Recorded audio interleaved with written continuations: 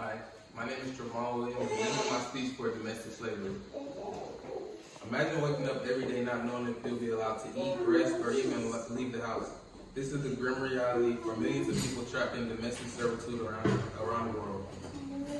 This issue is crucial because it affects vulnerable individuals, often women and children, who are coerced into conditions of modern slavery.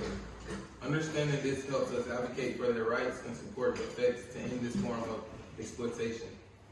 As someone who has explored the complexities of domestic servitude, including coercion and control, the vulnerability of victims, and the legal and social challenges in addressing this issue, I am well equipped to shed light on this pressing topic.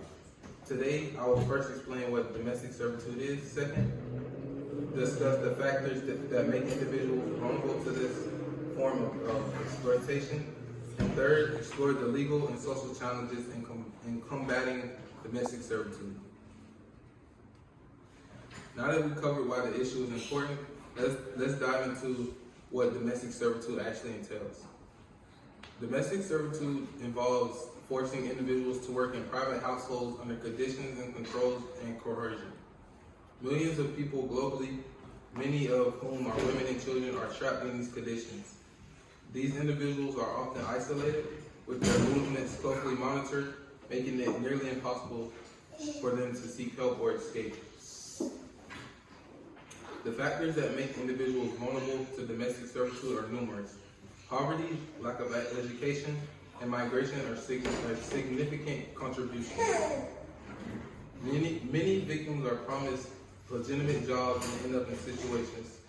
For example, a woman might be offered a job as a nanny in a foreign country, only to find herself working long hours with no pay, unable to leave the house, and subjected to physical and emotional abuse. These promises of a better future are often used as bait to lure individuals into a life of servitude. Addressing domestic servitude is fraught with legal and social challenges. While there are laws against domestic servitude, enforcement is often weak. Legal framework exists, but they are not always effectively implicated. Victims may fear reporting their situation due to threats or lack of trust in authorities. They might be afraid of retaliation from their captors or deportation if they are in the country illegally. Socially, there is a lack of awareness and understanding of this issue, which can lead to the lack of support for victims. Having understood the challenges, let's now consider what can be done to address this issue. It is imperative that we support policies and organizations working to end domestic servitude and protect the rights of victims. By raising awareness and taking action, we can help ensure that everyone has the right to live free from exploitation and abuse. We must advocate for stronger enforcement in existing laws, provide support and resources for victims, and work to educate the public about the realities of domestic servitude. In conclusion, we explored what domestic servitude is, why individuals are vulnerable to it, and the challenges in addressing it. It's imperative that we support policies and organizations working to end domestic servitude and protect the rights of the victims.